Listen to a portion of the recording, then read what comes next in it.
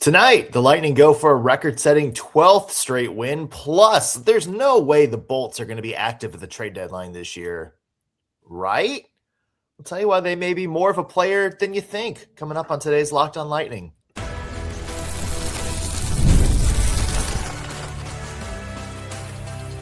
You're Locked on Lightning, your daily podcast on the Tampa Bay Lightning. Part of the Locked on Podcast Network. Your team every day.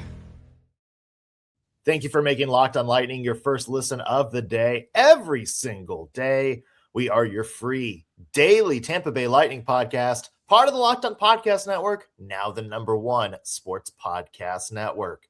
As always, we want to begin with a shout out to our everydayers.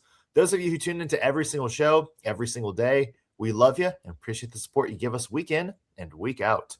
I'm Nick Morgan, and I am joined by the John Lennon to my Paul McCartney, Greg Stephen. Greg, welcome in, friend. Happy Friday. What a great way to end the week. 12 maybe tonight. We'll see. Yeah.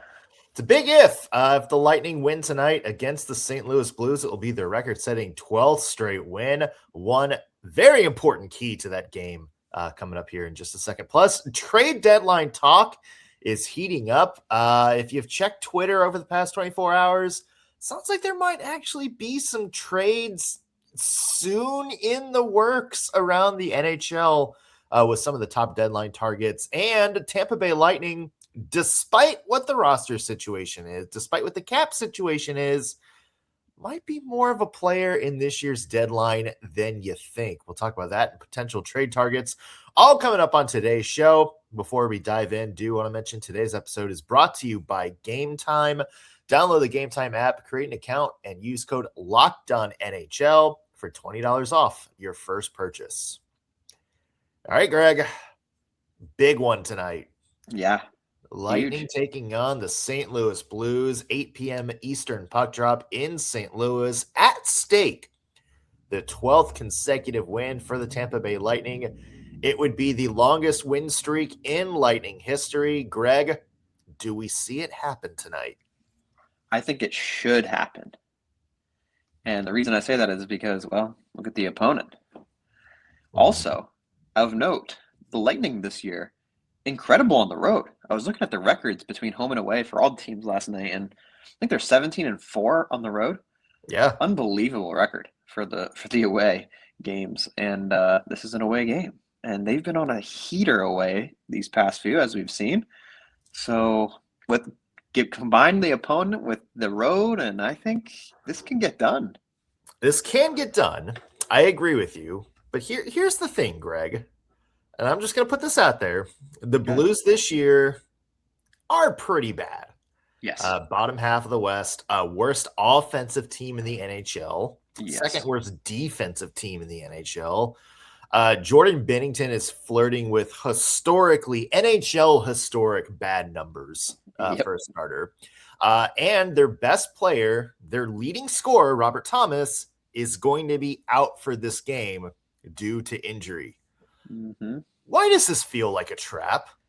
Yes, I was just about to say those things. This feels way too easy, right? Uh-huh. I mean, no NHL game is easy. And yeah, I'm sure teams kind of look at this also. And I mean, in this case, it'd be the Blues. Do we want to let the Lightning get their 12th win in a row against us? No. I think that's a motivator. And yeah, not going to be an easy win by any means for sure. It is. You don't want to be a part of history. And look, I think that's my biggest key tonight is that don't play down to your opponent. Mm-hmm. I think that's my biggest wish for the Tampa Bay Lightning. We see that a lot with some teams. And to be honest, I know we've been critical of the Lightning about that in the past, maybe in past seasons where they get up for Florida, they get up for Colorado, they get up for like the big teams, the big matchups, Toronto, and they play their best hockey. And then they'll turn around and play an opponent like this St. Louis Blues team, and they'll play sloppy. They'll play a little bit tired. They'll kind of, I don't want to say half-ass, but it's definitely not as sharp as other games. And that's when kind of like, okay, I get part of it is that, the bad teams are going to be extra motivated against a good opponent, because if you're a team like St. Louis ending that win streak for the Lightning, who's one of the two teams atop the division right now, one of the best teams in the NHL, that can do a lot for the motivating and the psyche for your team for the rest of the season, like a big win like that. Absolutely.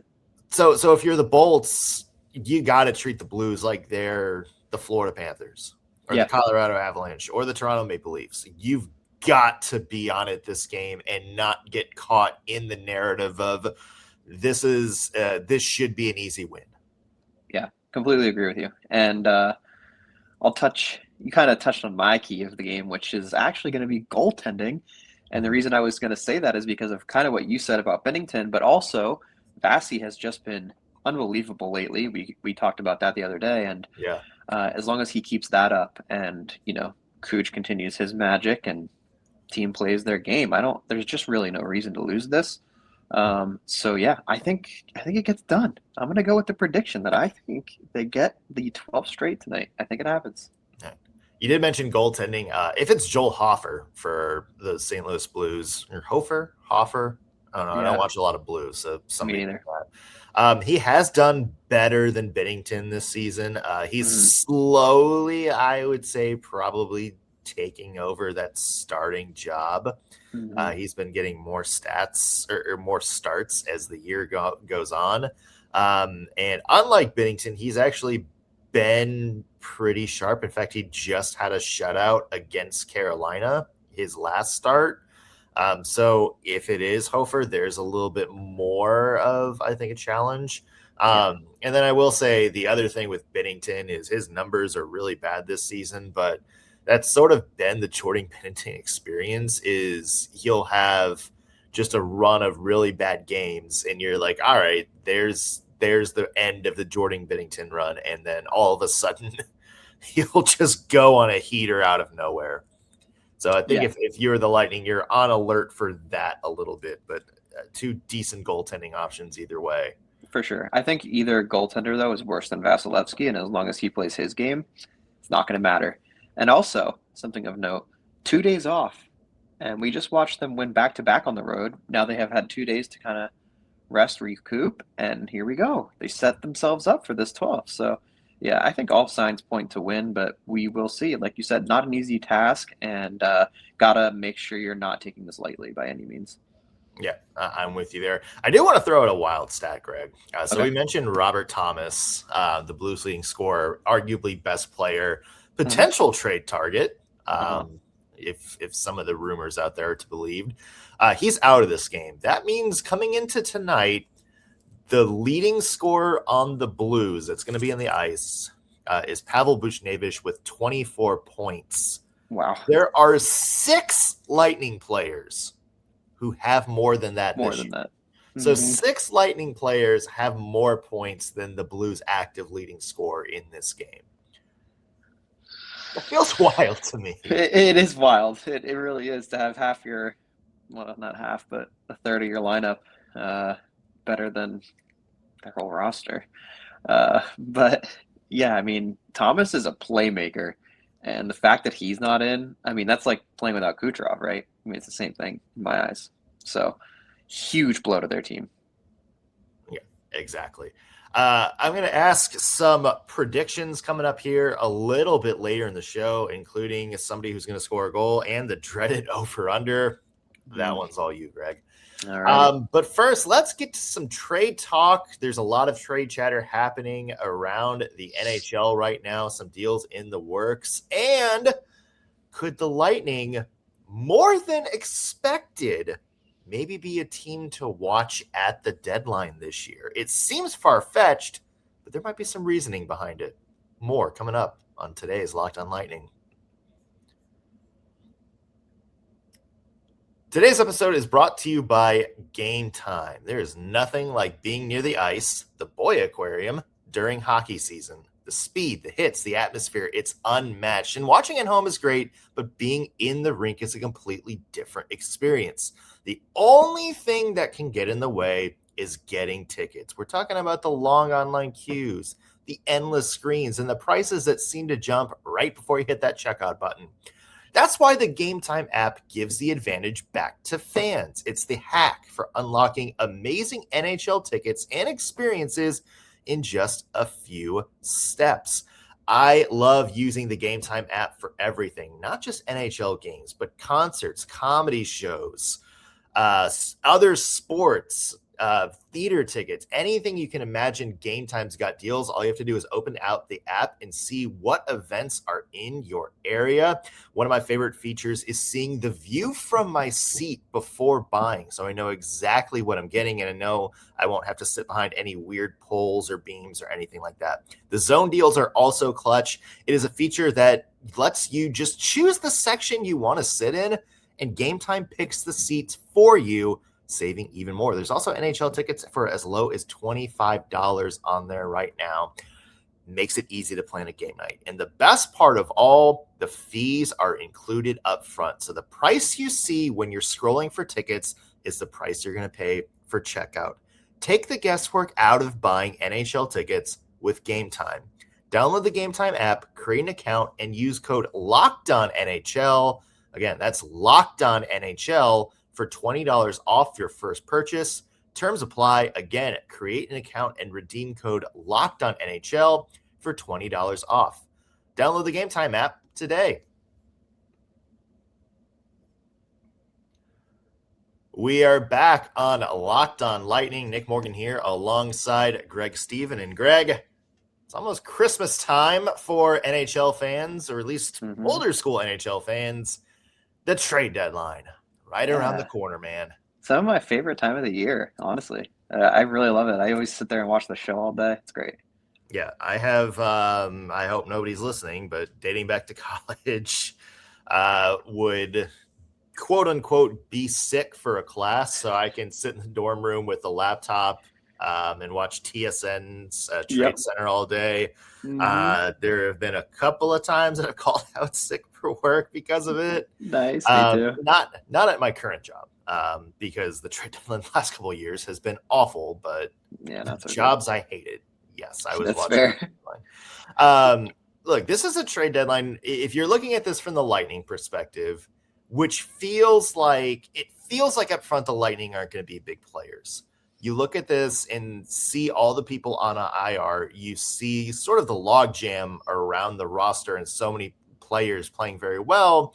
And then you also look and Victor Hedman's going to come back healthy. You know that Braden Point at some point is going to come back healthy. Ryan McDonough, Mil Lilberg out there. This seems like a deadline that most GMs would kind of sit back and say, well, we're getting Victor Hedman. That's our deadline move. We're getting Ryan McDonough. That's our trade deadline move. And call it a day. Luckily, Julien BriseBois is not most GMs. And knowing the experience of JBB over his 6 years, tenure now, 7? Something like that, yeah. Something like that. This is exactly the environment in which JBB would take a shot of Fireball and go, hell yeah, brother. Let's make a crazy deadline. All in. Yeah. Yeah. He's running out of picks to deal, though. Well, that's the thing, is he doesn't have his next 2 first rounders. So that's going to be tricky. But hear me out, Greg. I do think you look, and there is some maneuvering that can be done here. When we talked about the defensive situation last week, that might have been one of your out sick shows, but when assuming everybody gets healthy and assuming Declan Carlisle is the piece that you're going to put on waivers, because I don't think you would want to do that with Max Crozier. I mean, he's waivers exempt, and so is Dastu, but I don't think you want to put either of them not on the Lightning roster right now. Agreed. You're going to have 8 defensemen. Yes. And there's maybe maneuvering there. And it's like, look, if Emil Lilberg is going to be an extra man, or Max Crozier is going to be an extra man, whoever you decide, if there's maybe not some maneuvering there that you can do and either get a pick that you can weaponize for a bigger deal or use him as capital for maybe getting another piece. The other part of that, Greg, is we talked a little bit about this yesterday, the Oliver Bjorkstrand situation, expiring contract. He's not going to get the money he was making, and I would say Darren Radish is maybe the priority at this point, and then starting this summer, Nikita Kucherov's going to be a priority. And I'm not saying the answer to this is yes or no, but if JBB decides that Oliver Bjorkstrand is not going to be re-signed or he's not going to be a priority this offseason, if there's a deal to package him as well, maybe, I mean, there are teams out there that would take an expiring contract and maybe some draft capital in exchange for maybe another, I guess, like an upgrade in the bottom six or something like that. Yes. Yeah. So here's my take. I've been preaching that the Lightning should have chased a defenseman the last few years, and they never did. And I think at the beginning of this season, I even said, this deadline, we really need a defenseman. But, I was reflecting on some stats last night. And look, we've had so many injuries to the defensive core. And like you just listed all the injuries, and there's still a few guys out, McDonough, Hedman, whatever. That being said, the Lightning, second least amount of goals against in the league, the entire NHL. So is defense a problem this season? I don't think so. I don't think it is. And like you said, I mean, everyone gets healthy. You have 8 defensemen. Carlisle probably goes wherever he goes because I don't think he stays on the roster when those guys return. And then, like you said, is it a bottom 6 upgrade now? And I think this is where I'm headed mentally. I think that's what it is. I think it also depends on Braden Point, assuming he does return the way they anticipate. I think that's going to matter a lot. And the other caveat to this whole entire deadline, outside of just the Lightning, is the Olympics. Yeah. And you and I kind of talked about this off camera. The Olympics impacts how this deadline is going to operate. And the NHL actually put an article out about how the sooner the better. There's so many more buyers than there are sellers this season. And I think if the Lightning do want to go after an actual solid upgrade, it's going to have to get done sooner rather than later. And the reason I say that is because not a ton of candidates necessarily out there. And it depends on how other teams operate here. I mean, let's say the trades start to flood in before the Olympics. I think you might need to just pull the trigger on something. And maybe you feel confident, though, that Pointer will come back healthy and everyone will be good to go. And your team is so solid right now. How much do you really want to change urgently? Maybe they wait till after the Olympics because they think, let's make sure everyone stays healthy. If they do throughout the Olympics, we're good to go and we can see what's left.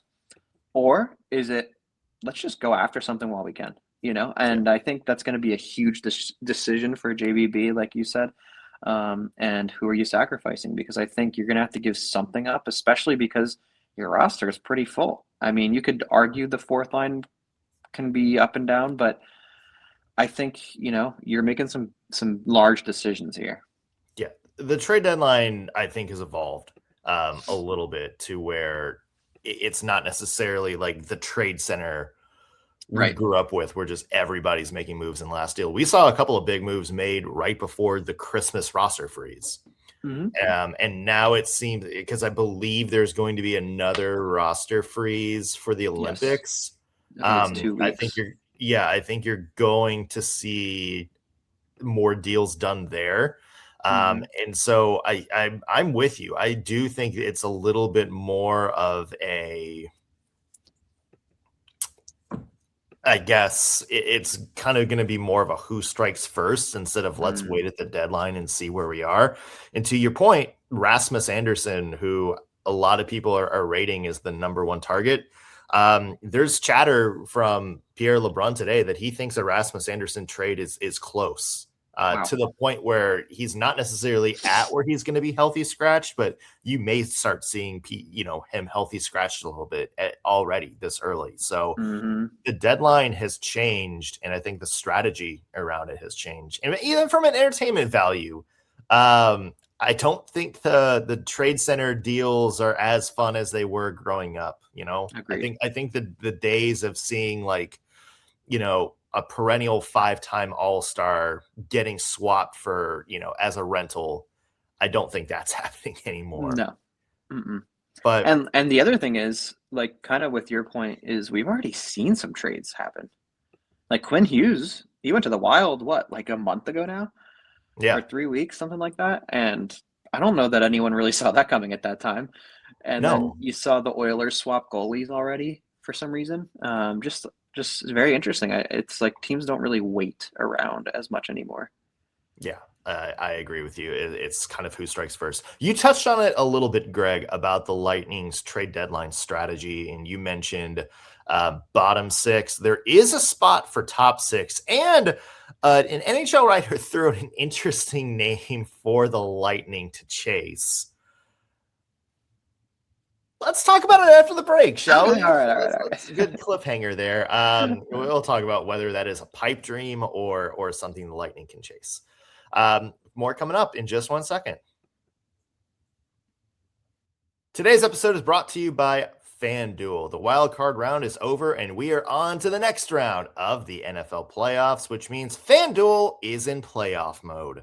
Every game day during the NFL playoffs, FanDuel is giving customers even more ways to get in on the action. That's because right now, every NFL playoff game day, FanDuel users get a profit boost pack waiting for them inside the app.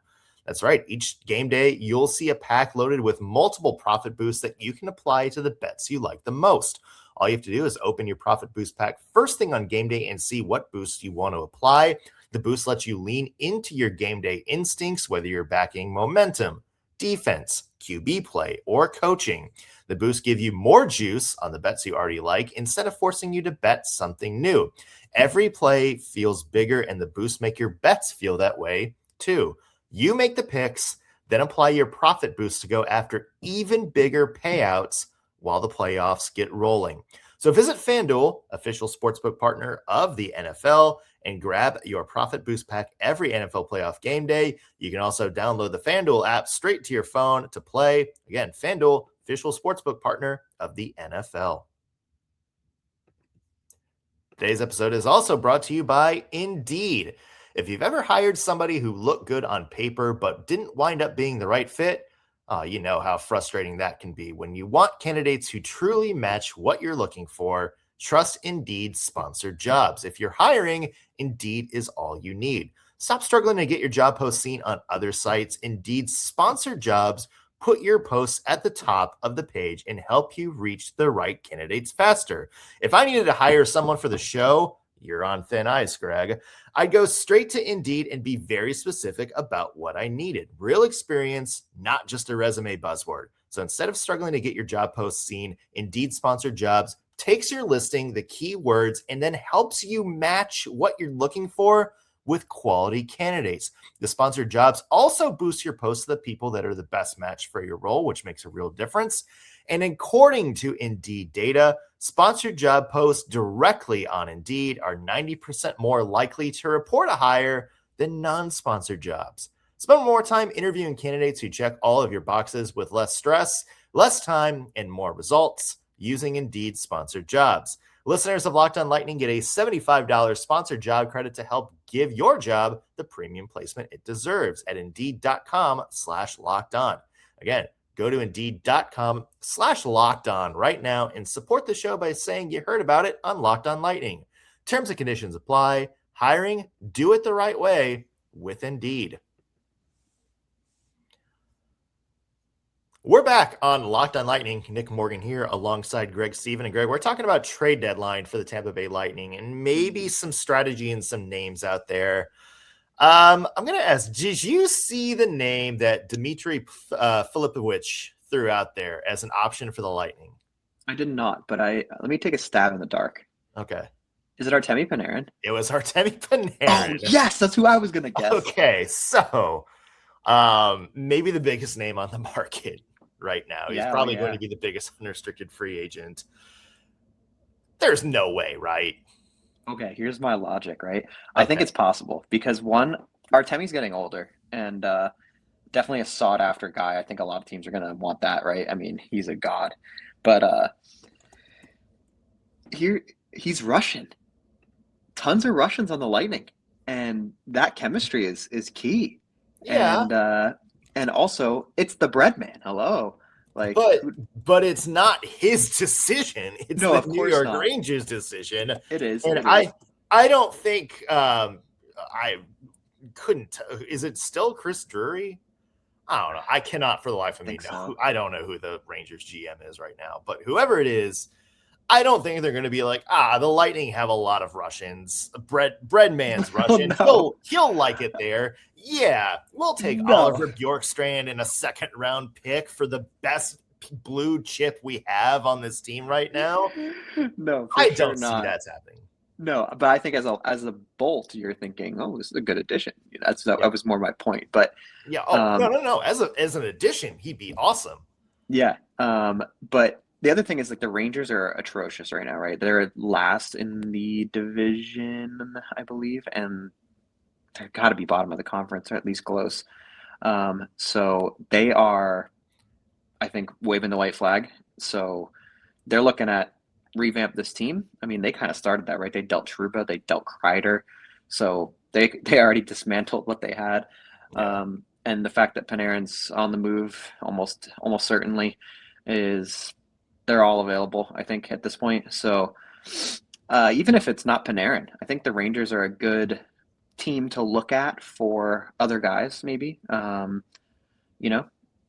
I don't know who that is, but I think they're open right now, and that's a team to look out for as far as, can we snag someone if it's not Panarin? And yeah, like you said, what do you even really give up for Panarin? I think if you're gonna do that, like you said, they're not gonna take Bjorkstrand in that third round. Yeah. They're gonna want some more than that. So are you coughing up something else? Like, are you bundling like someone like Nick Paul with Bjorkstrand or something like that? Are you willing to make that kind of sacrifice for Panarin? I don't know. To me, if it's the Rangers, they would want at least one future, which means if you're looking, I mean, Emil Lilberg, like if he is the extra man, is that good enough as a future? Like him and I don't know, like is there a prospect out there? Is Morgan Geekie available? Right. I mean, that's kind of is Dylan Duke. I was just about to say, I think even like Dylan Duke, because he's got that captainship sort of vibe too. So he brings more than just hockey to your team. Yeah, I mean, Sam O'Reilly seems like your best blue chip. I mean, maybe, but I don't know. Like I do think, I mean, the Bolts window I think is firmly open, but I also do think it's like, look, at some point you've got to see what you've got in some of these prospects. Somebody like Geekie, sure, but I think you need to be very careful about not overselling. Yes. The other name that I'll throw out there, look, we had the Yanni Gourde reunion last year. Why not the Blake Coleman reunion this year? Ooh, that would be spicy. And here's the thing. The thing about Blake Coleman is that I think he can kind of play anywhere. And look, when we were talking about Panarin, in theory, if the lineups line up the way you are, there is, I guess, sort of a opening on that top line next to Point and Kucherov, assuming Point gets healthy. Blake Coleman is somebody that is maybe a little bit of a upgrade over Gage, who's playing there now. Same style, same kind of vibe, and maybe a little bit more of an offensive pop. But he's also somebody that you'd be very comfortable playing down, fourth line right now and really amping up that fourth line, especially if, that's where Nick Paul is and Nick Paul is healthy. And then you have four really good lines. And that is somebody also, Greg, I don't think is going to be that expensive. Right. Agree with you. And also you got to remember the familiarity with these guys. I mean, he's already played with half this roster and he knows them. So it's not like this whole brand new situation for this guy. It's kind of like bringing Yanni back. He's already comfortable. He knows the arena. He knows the guys. I mean, it's just kind of like reuniting with your old family. Yeah, I'm 100% right there. And maybe there's a deal to be made. Whatever way, it is going to take, I think, some maneuvering because teams are going to want first for the top targets. And somebody like Coleman, maybe second, third round, that tracks. But you also have some cap stuff going on this year. You might need to move the Bjorkstrand contract. You also got to figure out what's going on with the defense, who stays, like who's going to be a part of this team when everybody's healthy. Right. And maybe that forces you to make a decision on D. It's going to be interesting. And whatever happens, if JBB does want to go for somebody, I think it is going to take a little bit of finesse. But Julian Brisebois is capable of that. I was going to say he does that every year. Yeah, we've seen him make some complicated trades work, including last year, the Gord and Bjorkstrand trade that went through, I think, the Red Wings or Blackhawks, one of those Midwestern Wings. Yeah. All right, Greg, before we head out, let's make some quick picks for tonight's game between the Lightning and Blues. Over under 5.5 goals tonight. All right, over. I think the Lightning slaughter them. I'm just gonna try and will it into existence here by speaking it into the world. I'm going with like 6-1 Lightning. Okay, you know what? I'll be safe and I'll hedge our bets, and I'll say it's going to be more of a 3-1 game. Okay. All right. Tell me somebody that you're confident is going to score a goal tonight. I think Nikita Kucherov does it. I think the streak came to an end, and he's going to come out with a little bit of a vengeance, and he's going to crank one, and it's going to happen. Nikita Kucherov, plus 125. Really sure bet goal odds there tonight. You know what? Give me Gage Gonsalves on this one. Nice. No, that's somebody that I think has gotten good chemistry with Nikita Kucherov on the other side. I know he's been shuffled around a little bit because of the Braden Point injury, but I still think he's starting to play better hockey, getting closer to sort of the talent level he was last year. So I'm going to go Gage. I think we might see a good performance from him tonight. Love that. All right. 8:00 Eastern puck drop for this one. All right. Our 12 straight wins at stake here. We could be back Monday talking about a record, folks. That would be fun. For the rest of the weekend, make sure you guys are keeping it glued to our social media. Locked on Lightning on TikTok, Instagram, pretty much wherever you scroll. Also be sure to hit that subscribe button however you're tuning in, whether you're watching us on YouTube or listening in on your favorite podcasting platform. Lets you guys know when we have new content for you and helps us out with our numbers a bit. So win-win situation. That's going to do it for us on this week's slate of Locked on Lightning. Thanks for making us your first listen of the day. Back new episodes Monday. We'll see you then.